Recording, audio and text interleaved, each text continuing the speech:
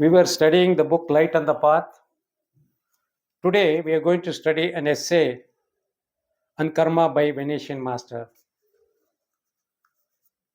Let us see what Venetian master has given on karma. He explains like this: Consider with me that the individual existence is a rope which stretches from the infinite to the infinite and has no end and no commencement. Neither is it capable of being broken. This rope is formed of innumerable fine threads which, lying closely together, form its thickness.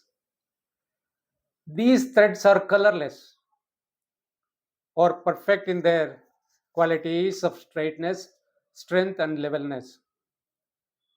This rope, passing as it does through all places, suffers strange accidents. Very often, a thread is caught and becomes attached, or perhaps is only violently pulled away from its even way. Then, for a great time, it is disordered and it disorders the whole. Sometimes one is stained with dirt or with color. Not only does the stain run on further than the spot of contact, but it discolors others of the threads. And remember that the threads are living, or like electric wires, more are like quivering nerves, quivering nerves. How far then must the stain, the drag airway be communicated? But eventually, the long strands, the living threads, which in their unbroken continuity from the individual pass out of the shadow into the shade. Then the threads are no longer colorless but golden. Once more, they lie together level. Once more, harmony is established between them. And from that harmony within, the greater harmony is pursued. This illustration presents but a small portion, a single side of the truth. It is less than a fragment, yet dwell on it. By its aid, you may be led to perceive more. What is necessary first to understand is not that the future is arbitrarily formed by any separate acts of the present,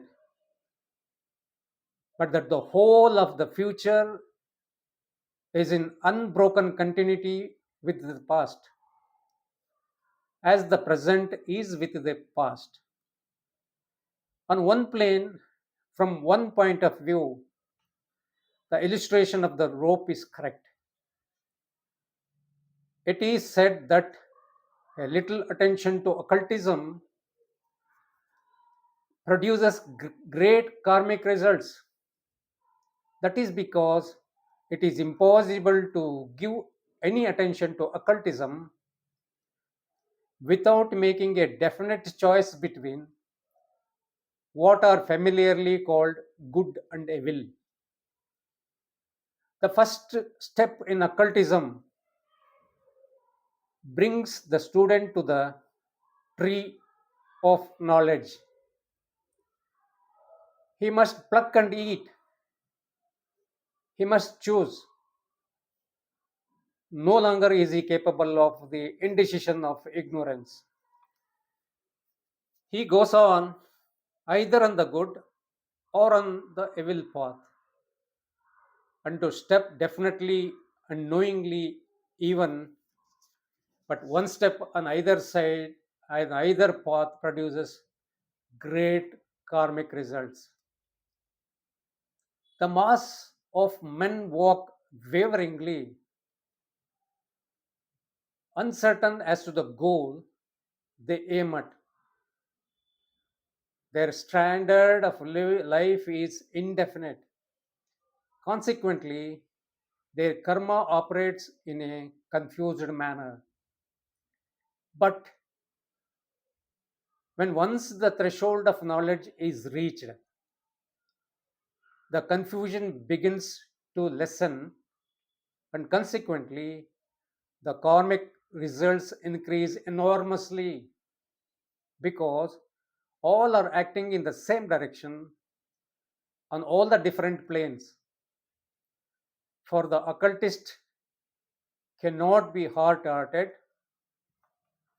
nor can he return when he has passed the threshold. These things are as impossible as that the man should become the child again. The individuality has approached the state of responsibility by reason of growth. It cannot recede from it. He who would escape from the bondage of karma must raise his individuality out of the shadow into the shine, must so elevate his existence that these threads do not come in contact with soiling substances, do not become so attached as to be pulled away. He simply lifts himself out of the region in which karma operates. He does not leave the existence which he is experiencing because of that. The ground may be rough and dirty or full of rich flowers whose pollen stains and of sweet substances that cling and become attachments. But overhead, there is always the free sky. He who desires to be karmaless must look to the air for home, and after that to the ether. He who desires to form good karma will meet with many confusions, and in the effort to sow rich seed for his own harvesting may plant a thousand weeds, and among them the giant. Desire to sow no seed for your own harvesting, desire only to sow that seed, the fruit of which shall feed the world. You are a part of the world. In giving it food, you feed yourself. Yet, in even this thought, there lurks a great danger which starts forward and faces the disciple who has for long thought himself working for good, while in his inmost soul he has pursued only evil. That is, he has thought himself to be intending great benefit to the world, while all the time he has unconsciously embraced the thought of karma. And the great benefit he works for is for himself. A man may refuse to allow himself to think of reward, but in the very refusal is seen the fact that reward is desired. And it is useless for the disciple to strive to learn by means of checking himself. The soul must be unfettered, the desires free. But until they are fixed only in that state wherein there is neither reward nor punishment, good nor evil, it is in vain that he endures.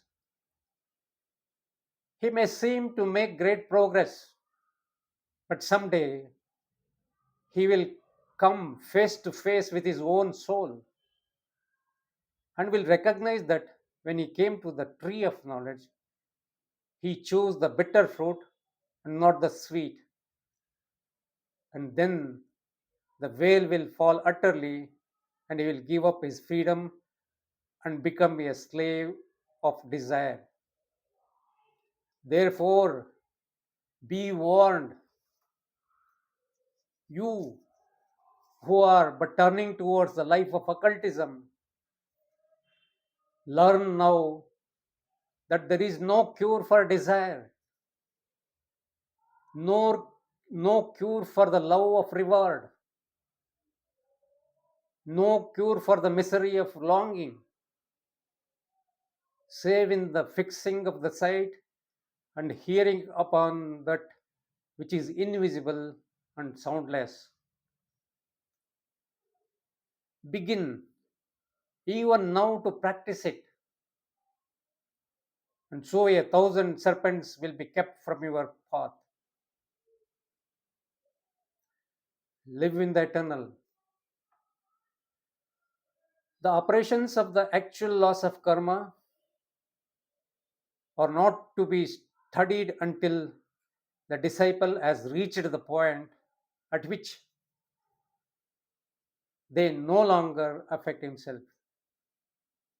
The initiate has a right to demand the secrets of the nature and to know the rules which govern human life.